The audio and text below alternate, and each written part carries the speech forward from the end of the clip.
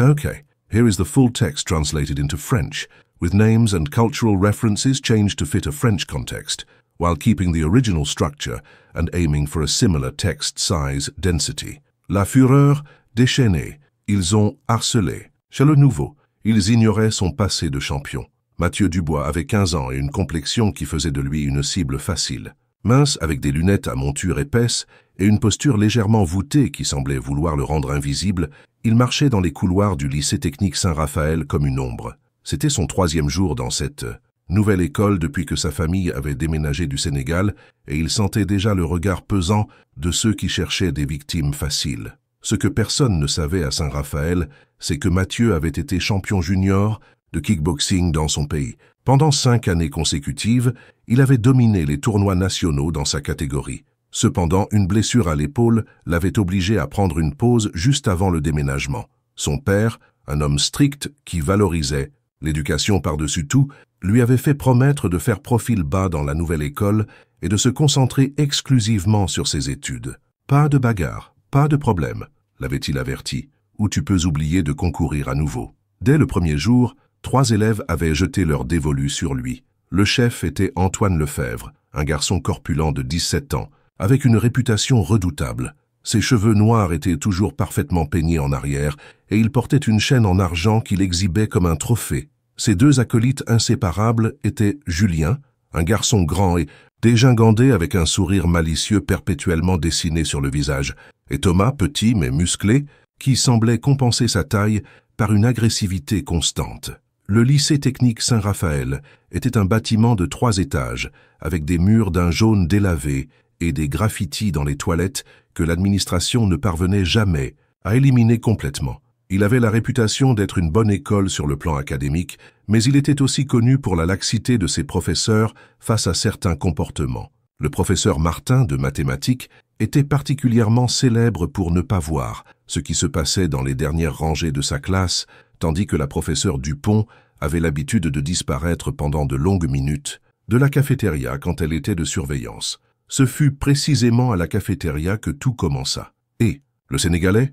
La voix d'Antoine résonna plus fort que nécessaire, tandis que Mathieu essayait de trouver une place où s'asseoir avec son plateau. C'est vrai que dans ton pays, tout le monde est un voyou ou un délinquant. Mathieu serra la mâchoire mais continua de marcher, ignorant les rires qui fusèrent de plusieurs tables. « Je te parle. Ou est-ce qu'en plus d'être étranger, tu es sourd ?» insista Antoine, se levant pour l'intercepter. « Je veux juste manger en paix », répondit Mathieu à voix basse, essayant de l'éviter. Antoine regarda ses amis avec un sourire triomphal. Le nouveau a un accent de tapette, commenta-t-il, provoquant plus de rire. D'un mouvement rapide, il frappa le plateau de Mathieu, renversant son déjeuner sur tout le sol.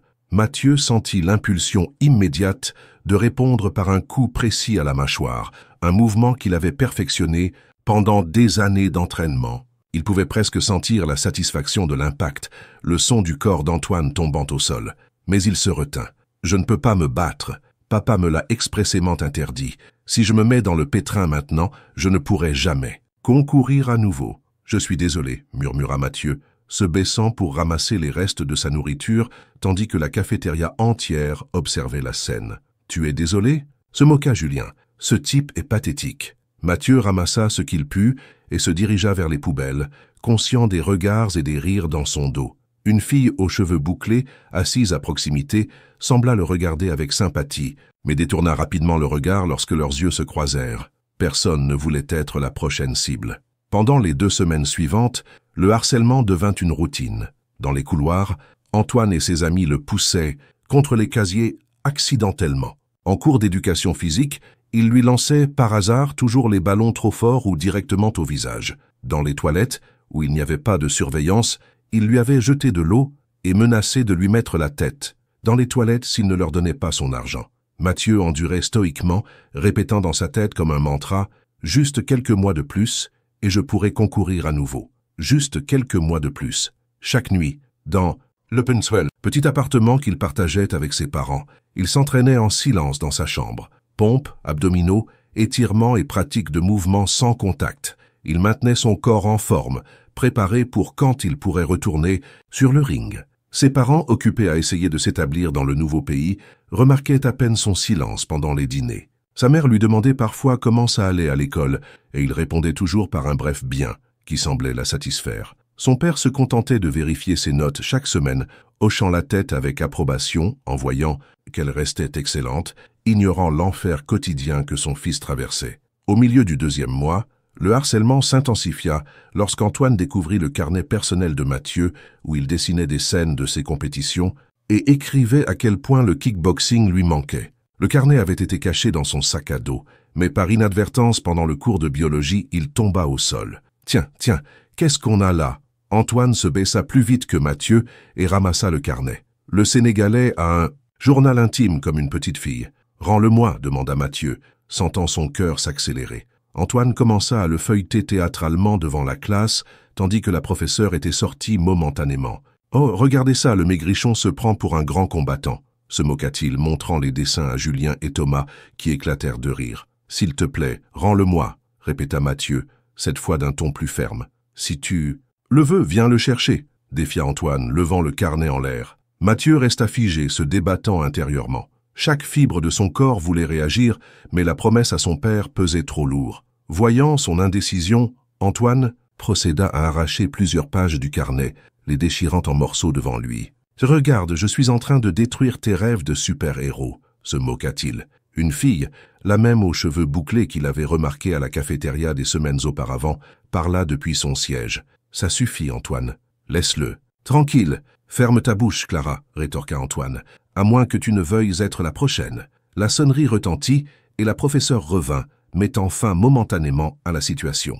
Mathieu ramassa les restes de son carnet détruit avec des mains tremblantes, de fureur contenue. Cette nuit-là, tandis qu'il s'entraînait dans sa chambre, il frappa son oreiller avec plus d'intensité que jamais, imaginant le visage d'Antoine. « Je ne peux pas continuer comme ça, mais je ne peux pas me battre non plus. Il doit y avoir une autre solution. » Il décida qu'il essaierait de parler à un professeur, bien qu'il sût que les chances qu'on l'écoute étaient minces. Le lendemain, il tenta d'approcher le conseiller d'orientation scolaire, mais découvrit qu'il était en congé maladie. Il essaya avec le professeur d'histoire, qui semblait plus compréhensif que les autres, mais celui-ci lui conseilla simplement d'être plus sociable et de faire un effort pour t'intégrer. La situation atteignit son point critique le vendredi de la 8e semaine. Mathieu était dans le laboratoire de chimie, un cours qu'il ne partageait heureusement pas avec Antoine, mais bien avec Julien et Thomas. Tandis qu'il travaillait seul sur une expérience, personne ne voulait faire équipe. Avec la cible, il sentit un coup dans le dos. En se retournant, il vit Julien souriant malicieusement, tenant un élastique qu'il venait clairement de lui tirer dessus. 5 points pour avoir touché le dos du Sénégalais, murmura Julien à Thomas, qui préparait déjà son propre projectile. Le professeur était occupé à aider un autre groupe et ne prêtait pas attention. Mathieu décida de les ignorer et de continuer son expérience. Il sentit un autre impact, cette fois dans la nuque. 10 points pour la nuque, célébra Thomas. À voix basse, Mathieu respira profondément.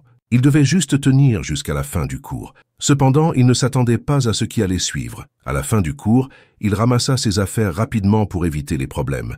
Mais Julien et Thomas étaient déjà sortis avant et apparemment étaient allés directement chercher Antoine. Quand Mathieu sortit dans le couloir, les trois l'attendaient. « Nous avons décidé qu'il est temps de te donner une leçon spéciale, le Sénégalais, » annonça Antoine avec un sourire terrifiant, « pour que tu apprennes quelle est ta place. Dans cette école. » Avant qu'il ne puisse réagir, Julien et Thomas le saisirent, chacun par un bras, et l'entraînèrent vers les toilettes les plus proches. Mathieu tenta de résister, mais il craignait que tout mouvement brusque ne puisse être interprété comme une agression, et cela signifierait rompre sa promesse. Une fois à l'intérieur des toilettes, qui étaient vides car c'était l'heure du déjeuner, ils le poussèrent contre le mur. Antoine s'approcha, croisant les bras devant sa poitrine, dans une posture intimidante. « Mon père dit que les immigrés comme toi devraient rester dans leur pays, au lieu de venir voler des opportunités ici, » commença Antoine. « Alors aujourd'hui, on va te donner une bonne raison d'envisager de retourner dans ton sale pays. » Mathieu sentit sa respiration s'accélérer, l'instinct de combat s'activant dans son cerveau. « Contrôle-toi. Tu ne peux pas te battre. Pense à la promesse. Clara m'a dit que tu avais essayé de parler au professeur de nous, » continua Antoine, s'approchant davantage. Ça, c'était une grave erreur. Mathieu n'avait pas parlé à Clara, mais apparemment quelqu'un avait vu ses tentatives de chercher de l'aide et en avait informé Antoine. Ce qui suivit fut une attaque calculée. Antoine commença à le frapper à l'estomac, tandis que Julien et Thomas le maintenaient fermement. des coups précis, destinés à causer de la douleur, mais sans laisser de marques visibles. Mathieu absorba les impacts, utilisant des techniques de respiration qu'il avait apprises pendant ses années d'entraînement. Il pouvait supporter la douleur physique. Ce qui faisait vraiment mal, c'était l'humiliation, l'impuissance auto-imposée. Tu ne vas pas te défendre. Le Sénégalais, se moqua Antoine. Ou est-ce qu'en réalité tu es aussi faible que tu en as l'air? Quand ils le lâchèrent finalement, Mathieu glissa jusqu'au sol, respirant avec difficulté. Il n'avait pas pleuré. Il ne leur avait pas donné cette satisfaction, mais il sentait une rage ardente grandir en lui. La prochaine fois, ce sera pire, avertit Antoine, avant de sortir avec ses amis, le laissant seul dans les toilettes. Mathieu se releva lentement, se lava le visage et se regarda dans le miroir. Il n'y avait pas de marque visible, mais ses yeux reflétaient une tempête intérieure. Je ne peux pas continuer comme ça doit s'arrêter. Cette nuit-là, il eut une conversation difficile avec ses parents.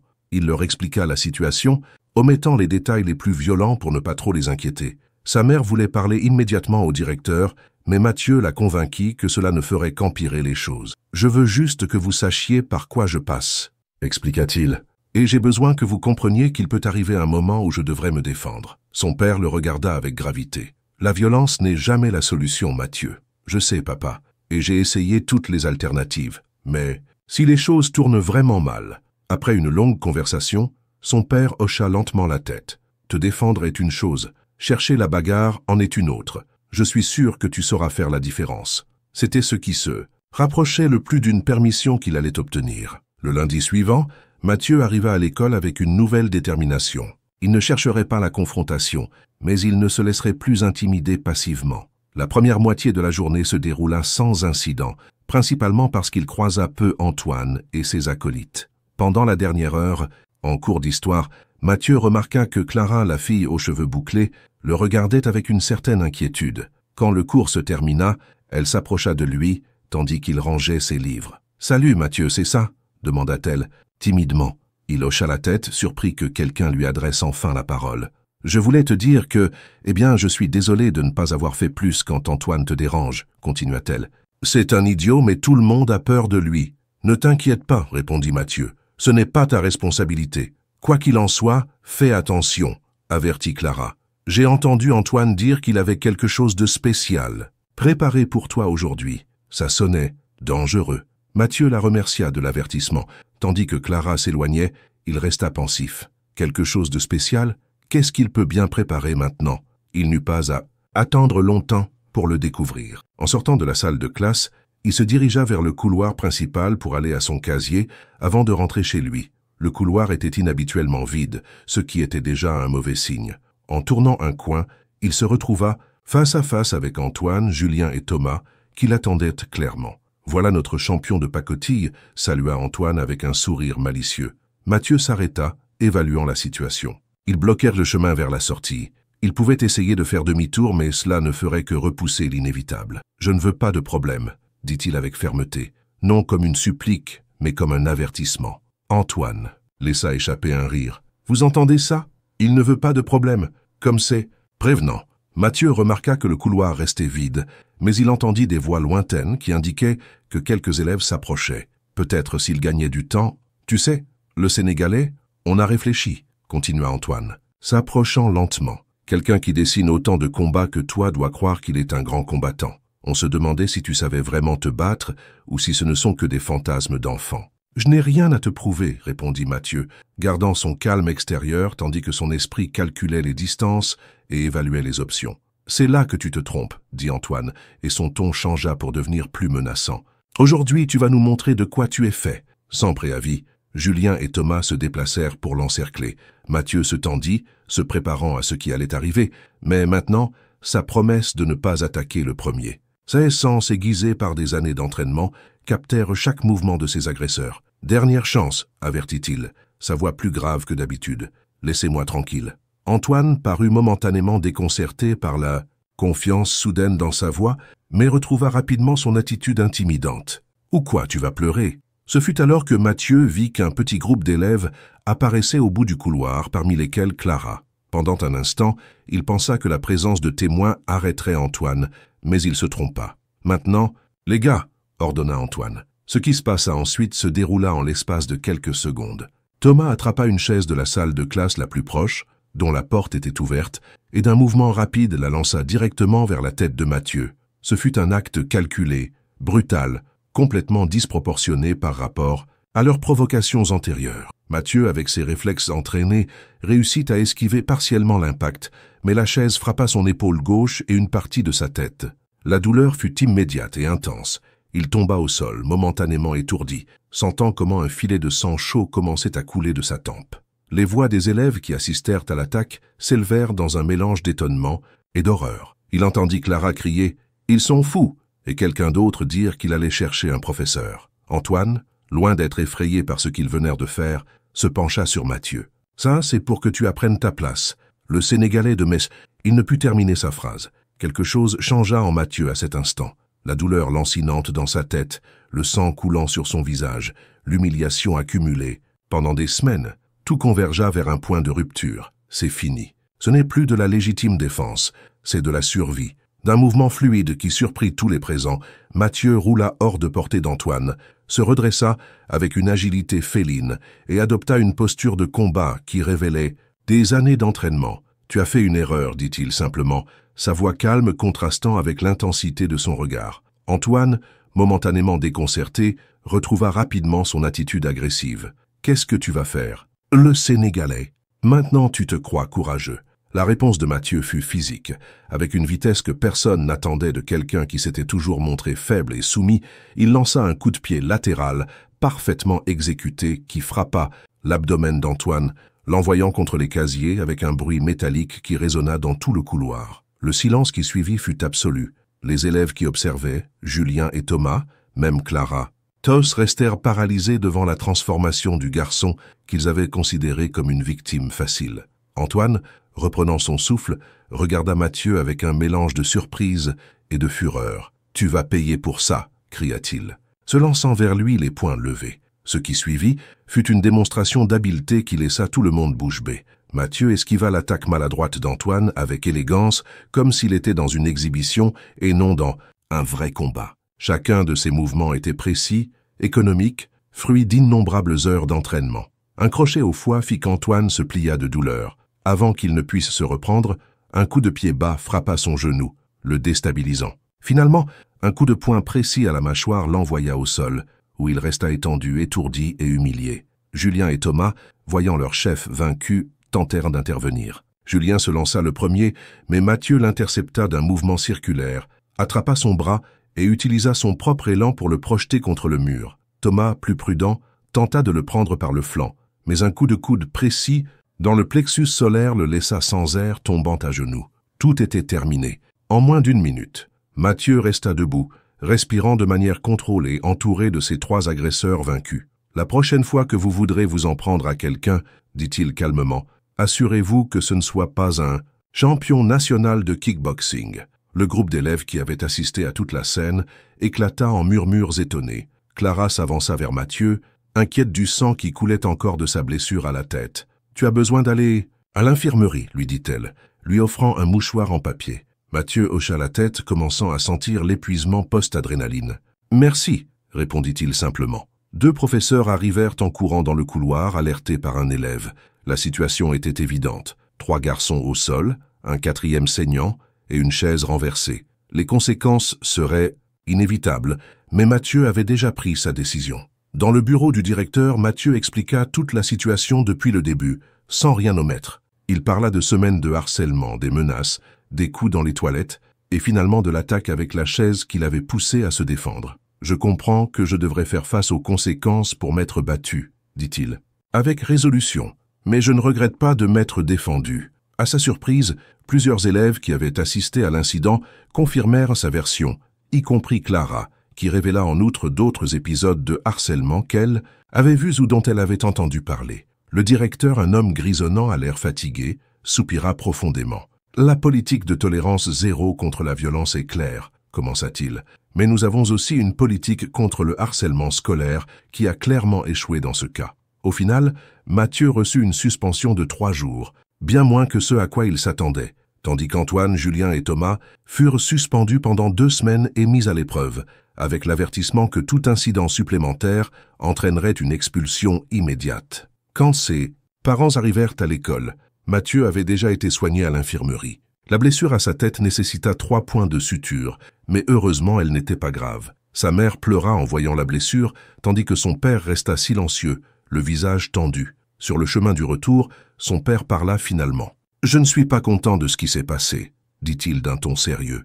Mais, il fit une pause. « Je comprends pourquoi tu l'as fait. Tu t'es défendu quand il n'y avait plus d'autre option. » Mathieu sentit qu'un poids se levait de ses épaules. « Merci, papa. » « La prochaine fois, continua son père, j'espère que tu nous diras toute la vérité dès le début. Nous sommes ta famille, nous sommes là pour t'aider. » Mathieu hocha la tête, sentant les larmes menacées de couler. Ce n'étaient pas des larmes de douleur ou de peur, mais de soulagement. Pour la première fois depuis qu'il était arrivé dans cette nouvelle ville, il sentit que les choses pourraient s'améliorer. 3 jours plus tard, quand Mathieu retourna à l'école, il remarqua un changement immédiat. Les élèves le regardaient différemment. Non pas avec pitié ou indifférence, mais avec un nouveau respect. Certains le saluaient même dans les couloirs, quelque chose qui n'était jamais arrivé auparavant. Clara s'approcha de lui pendant le déjeuner. « Je peux m'asseoir » demanda-t-elle, indiquant l'espace vide devant lui à la table de la cafétéria. « Bien sûr » répondit Mathieu, surpris mais content. « L'histoire de ce qui s'est passé s'est répandue dans toute l'école » commenta Clara, en s'asseyant. « Tu es passé d'être le Sénégalais à être le champion de kickboxing qui a remis Antoine à sa place. » Mathieu sourit légèrement. « Ce n'était pas exactement la façon dont je voulais me présenter. Eh bien, j'avoue que c'était impressionnant, » dit Clara avec un petit sourire, bien que le mieux ait été de voir la tête d'Antoine quand tu t'es relevé après le coup de chaise. « J'aurais préféré ne pas avoir à en arriver là, » répondit Mathieu, touchant inconsciemment le petit pansement qui couvrait encore sa blessure. « La violence ne résout pas les problèmes. »« Non, » acquiesça Clara, « mais parfois il faut se tenir droit et dire « ça suffit ». Dans les semaines suivantes, Mathieu commença à s'intégrer réellement à l'école.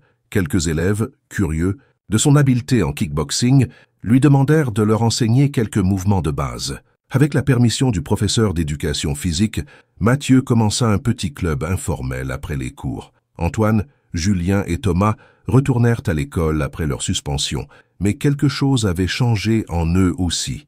Ils évitaient Mathieu et ne harcelaient plus les autres élèves, du moins pas ouvertement. Un jour, à la surprise de Mathieu, Antoine s'approcha de lui alors qu'il était seul à la bibliothèque. « Salut » dit-il maladroitement. « Je voulais, tu sais, t'excuser » suggéra Mathieu, fermant le livre qu'il lisait. Antoine hocha la tête, clairement mal à l'aise. On a dépassé les bornes, surtout avec la chaise. Ça, c'était... On n'aurait pas dû faire ça. Ce n'était pas exactement une excuse éloquente, mais Mathieu comprit l'effort que cela représentait pour quelqu'un comme Antoine. « J'accepte tes excuses » répondit Mathieu simplement. Antoine parut soulagé. Après un moment de silence, il ajouta « C'est vrai que tu es champion national au Sénégal. »« Je l'étais » confirma Mathieu, avant de déménager. Antoine hocha la tête, comme s'il traitait l'information. « C'est impressionnant » admit-il finalement avant de partir. Cet après-midi-là, tandis qu'il rentrait chez lui avec Clara, qui était devenue son amie, Mathieu réfléchit à la façon dont les choses avaient changé. « Tu sais ce qui est ironique » commenta-t-il. Pendant tout ce temps, mon père m'a fait promettre de ne pas me battre, de me concentrer sur mes études. Et au final, c'est précisément mon aptitude au combat qui m'a permis de gagner le respect, ici. Ce n'était pas seulement ton aptitude au combat, répondit Clara pensivement. C'était ta capacité à supporter si longtemps sans recourir à la violence. N'importe qui d'autre aurait explosé bien avant. Mathieu considéra ces mots. Peut-être as-tu raison, bien que je ne recommanderais ma méthode à personne. Tu regrettes ? Demanda Clara. Mathieu s'arrêta un instant, réfléchissant à sa réponse. « Je ne regrette pas de m'être défendu à la fin, mais je regrette de ne pas avoir cherché de l'aide plus tôt, de ne pas avoir fait confiance à mes parents dès le début. » Clara hocha la tête avec compréhension. « La force n'est pas dans le fait de pouvoir vaincre les autres, » continua Mathieu. « Elle est dans le fait de savoir quand utiliser tes compétences et, plus important encore, quand ne pas les utiliser. » Ils continuèrent de marcher dans un silence confortable, laissant derrière eux l'école qui se dressait contre le ciel de l'après-midi. Pour Mathieu, ce bâtiment était passé d'une prison quotidienne à un lieu où il pouvait enfin être lui-même, sans cacher ses compétences ni sa personnalité. Il avait appris une précieuse leçon sur le respect, la dignité et le courage de défendre ce qui est juste, sans devenir ce contre quoi il luttait. La cicatrice sur sa tempe finirait par s'estomper jusqu'à être à peine visible, mais la transformation intérieure qu'il avait expérimentée perdurerait bien plus longtemps. Et tandis qu'il marchait sous le soleil de l'après-midi, le poids de semaines d'angoisse enfin levé de ses épaules, Mathieu sut qu'il avait trouvé sa place dans ce nouveau monde, non pas comme victime ni comme agresseur, mais comme